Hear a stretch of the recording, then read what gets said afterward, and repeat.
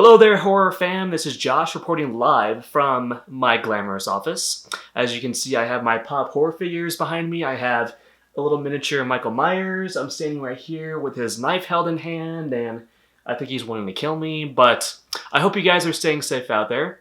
I've been using this time to catch up on a lot of horror movies. I've mostly been using the app Shudder, which contains a ton of really awesome titles. I just watched Rob Zombie's 3 from Hell. I watched John Carpenter's Body Bags and In the Mouth of Madness, one of my favorite Carpenter films. So I just wanted to give you guys a quick update. We have been in self-isolation for a while now, me and Thor. As some of you might know, we actually live in the same house together. We're all housemates. Me and my wife live with Thor, her husband, and then our 2 godchildren as well. And recently, we actually came up with an idea to keep ourselves entertained. We have been wanting to turn our broom closet, the one under the stairs, into a reading closet, a la something from Harry Potter or something. But we came up with that brilliant idea, and I'm actually really proud of the way it turned out. I've been reading a lot of horror literature in there, some Edgar Allan Poe, some Stephen King, and I'm not gonna lie, I've been catching up on the Harry Potter novels, a series that I was obsessed with when I was younger. So, on this video, I wanted to give you a grand tour of our quarantine reading room. That's what we've been calling it. And if you like what you see, please let us know. And if you like this, subscribe to our channel as well. But let's go ahead and get started. I'm going to give you the grand tour of our quarantine reading room. I feel like I'm standing at the entrance to Wonderland or something. At least my own version of Wonderland. You could probably hear Thor is actually off screen. She is judging me as I film our little quarantine room. So real quick, I wanted to show you guys this sign right here that I made. That's my very sloppy handwriting, and one of my goddaughters came up with the idea of putting My Hero Academia stickers all over it. So if you guys watch that show, you'll see some like miniature versions of those characters. But I'm going to open the door and show you what we have done to our broom closet. It's very magical. And here we are. The beginning of the grand tour. Let me make sure the image is in focus here. There we go. Much better. All right. So this is what it would look like if you were to step inside. As you can see, I put some of our Halloween lights on the walls. Now, since we have been in self-isolation, I haven't been able to get to the hardware store and pick up any nails, so I just use good old-fashioned clear tape.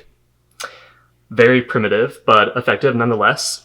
And I've actually put a couple of other horror items in here since first building it. This is the comfortable chair that we use to read all of our books and to play all of our games.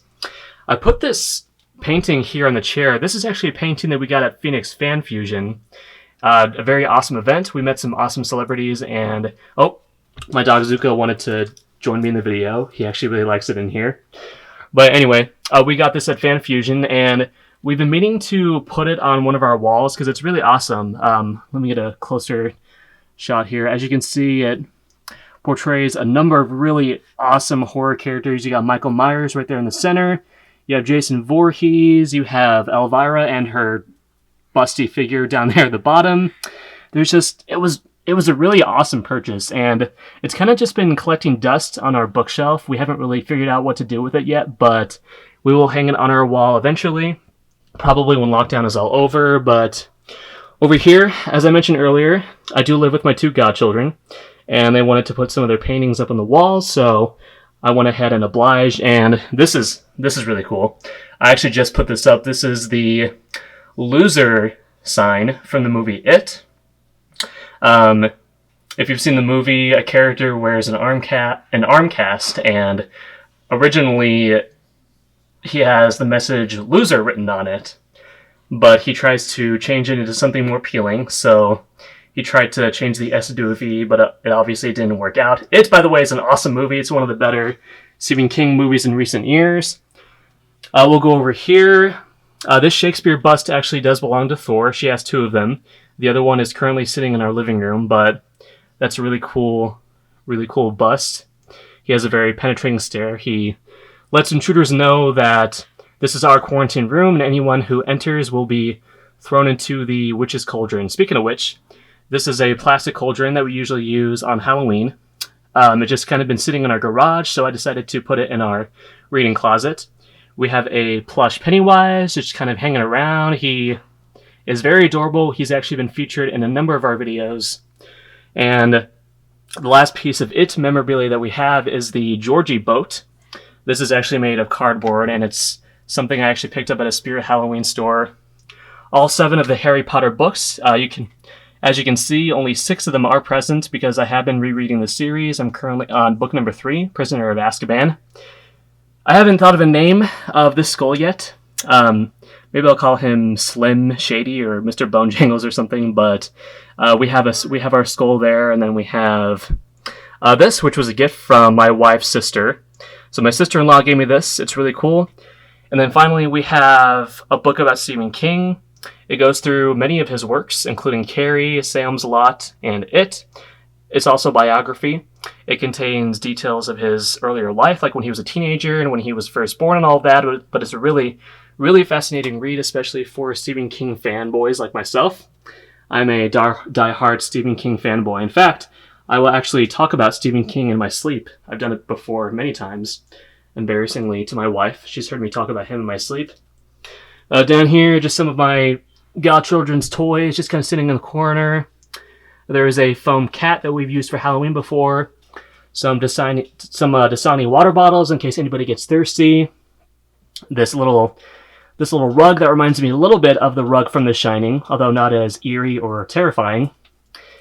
And then it does tend to get a little bit hot in here, so we do have a fan for when you need to cool down in case it gets, really hot in there. And then last but certainly not least, we actually did pile some books down here on the floor.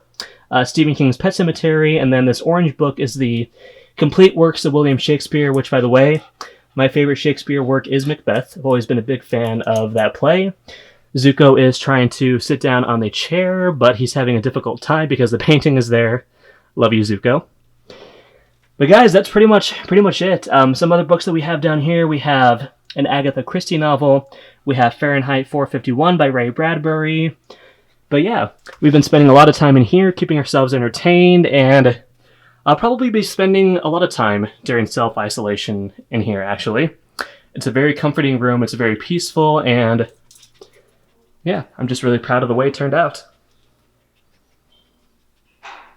Zuko, get out. Well, guys, that just about wraps things up here. Thank you so much for joining me in the tour of our quarantine reading room. I had a ton of fun putting that together, and like I said, we've been using it to keep ourselves entertained, and it's also really cool to bring my laptop in there because I can just stream horror movies whenever I want. Usually I use streaming services like Netflix or, as I mentioned earlier, Shudder. I've also been using Amazon Prime quite a bit, but if there are any good free-to-watch horror movies that you guys would recommend watching right now during self-isolation, please leave them down below in the comments. And as far as what we're going to do next, Kim has been in self-isolation for a while now with her husband and kids, and she really wants to review the movie Deadly Friend, the Wes Craven movie. She thinks that is one of his more underrated features, so she's going to do a solo review of that. Other than that, we're doing pretty well here. We're hanging in there, just taking it day by day, and like I said, catching up on a lot of horror movies and been reading some spooky horror books. But guys, thank you so much for joining me in my video. If you like this, go ahead and subscribe to our channel, Round the Clock Frights, and stay safe out there, and as always, stay scary.